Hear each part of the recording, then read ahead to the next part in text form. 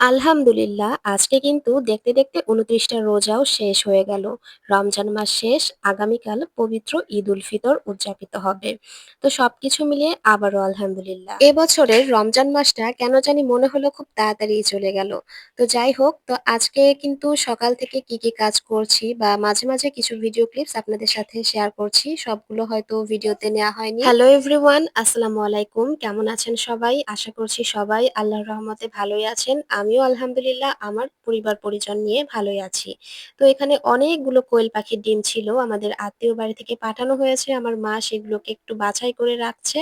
আর এদিকে আমার মেয়ে বায়না ধরেছে চিপস ভাজা খাবে, তো ওকে আমি চিপস গুলো ভেজে দিচ্ছিলাম। তো বাহিরের রোজ রোজ চিপস কিনতে যাওয়া একটা ভেজাল, আর বাচ্চাদের বাহিরের জিনিস খেতে না দেয়াই ভালো। তো আমি মাঝে মধ্যে ওকে এগুলোই ভেজে দেই। এই চিপস গুলো আমি বাসায় মাঝে মধ্যে মানে রেখে দেই, একটু বেশি করেই রেখে দেই। যখন বেশি বায়না করে তখন আমি মাঝে মধ্যে কয়েকটা করে ভেজে দেই। আর আজকে একটু বেশি করেই ভাজছিলাম, যেহেতু সঙ্গে আমিও খাবো, আমার মেয়েও খাবে। তো সব মিলিয়ে এই একটু বেশি করেই ভাজলাম আরকি।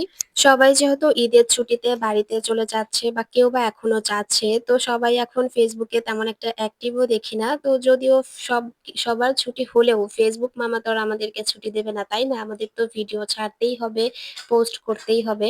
তো আমাদের তো নিয়মিত পোস্ট করতে হবে, একদিন বাদ দিলেই সমস্যা। তো আমি এখানে নাশপাতি কেটে নিচ্ছিলাম। তো এটা খেতে কিন্তু অনেক মজা। আমার মেয়ে এটাকে আপেল বলে। নাশপাতি ও এটা বুঝে না। ও মনে করে এটা আপেলের মতো দেখতে, আপেলই ভাবে। আর এগুলো খেতে তো অনেক মিষ্টি হয়।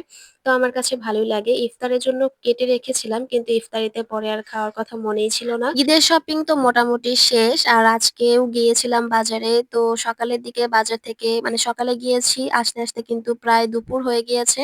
তো আজকেও টুকিটাকি যেসব কেনাকাটি বাকি ছিল টুকটাক সেগুলো সেরে ফেললাম। তো কালকে তো পবিত্র ঈদ উল ফিতর, সবাইকে অগ্রিম ঈদের শুভেচ্ছা রইলো।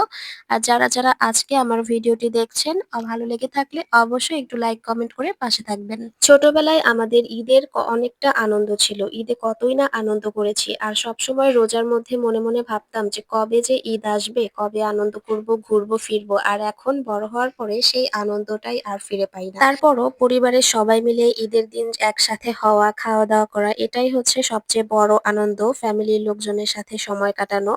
আর এখন যেহেতু বাচ্চাদেরই ঈদ বেশি মনে হয়, কারণ বাচ্চারাই বেশি খুশি থাকলে নিজেদের কাছেও অনেক ভালো লাগে।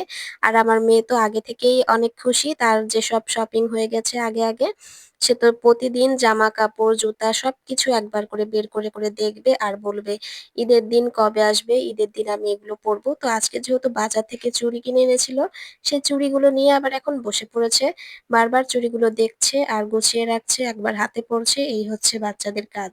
তো সবাইকে পবিত্র ঈদ উল ফিতরের অগ্রিম শুভেচ্ছা রইলো। আজকে ভিডিওটি এ পর্যন্তই, দেখা হবে নতুন কোনো ভিডিওতে। আল্লাহ হাফেজ সবাইকে।